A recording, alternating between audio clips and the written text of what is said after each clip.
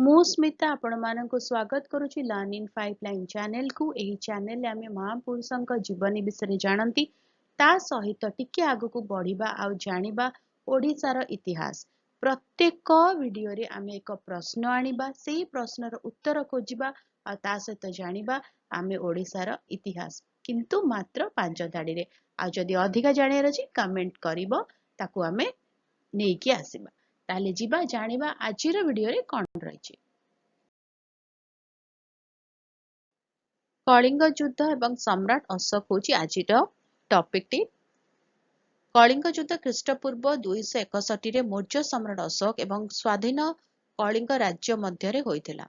ଏଥିରେ ଏକ ଭୟଙ୍କର ଜୀବନହାନି ଘଟିଥିଲା, ଯେଉଁଥିରେ 1 ଲକ୍ଷରୁ ଅଧିକ ଲୋକ ପ୍ରାଣ ହରାଇଥିଲେ ଏବଂ ଅନେକ ପ୍ରଭାବିତ ହୋଇଥିଲେ ବୋଲି ଜଣାପଡ଼ିଛି। ଯୁଦ୍ଧର ଭୟଙ୍କରତାକୁ ଦେଖି ଅଶୋକ ଗଭୀର ଭାବରେ ପ୍ରଭାବିତ ହୋଇଥିଲେ, ଯାହା ତାଙ୍କୁ ବୌଦ୍ଧ ଧର୍ମ ଗ୍ରହଣ କରିବାକୁ ପ୍ରେରଣା ଦେଇଥିଲା।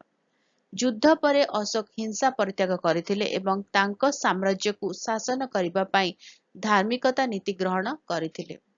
କଳିଙ୍ଗ ଯୁଦ୍ଧ ଭାରତ ଇତିହାସରେ ଏକ ମୋଡ଼ ନେଇଥିଲା, ଯାହା ବିଜୟ ଉପରେ କରୁଣାର ଶକ୍ତିକୁ ପ୍ରତୀକ କରିଥିଲା। ଭିଡିଓଟି କେମିତି ଲାଗିଲା ମୋତେ କମେଣ୍ଟ କରିକି ଜଣାଇବ। ଯଦି ଭଲ ଲାଗିଲା ତାହେଲେ ଭିଡିଓ ଟିକେ ଲାଇକ୍ କରିଦେବ, ଭିଡିଓ ସହିତ ସେୟାର କର। ଯଦି କିଛି କ୍ୱେଶ୍ଚିନ୍ସ ଅଛି, କିଛି ଡାଉଟ୍ ଅଛି, କମେଣ୍ଟରେ ଲେଖିକି ଦେବ, ତା ଆନ୍ସର କରିବା। ଚ୍ୟାନେଲକୁ ସବସ୍କ୍ରାଇବ କର ଆଉ ବେଲ୍ ଆଇକନକୁ ପ୍ରେସ୍ କରି ଅଲ୍ ନୋଟିଫିକେସନକୁ ଅନ୍ ରଖିଥାଅ। ତାହେଲେ ରହୁଛି, ଦେଖା ହବା ଆଗାମୀ ଭିଡିଓରେ। ନମସ୍କାର।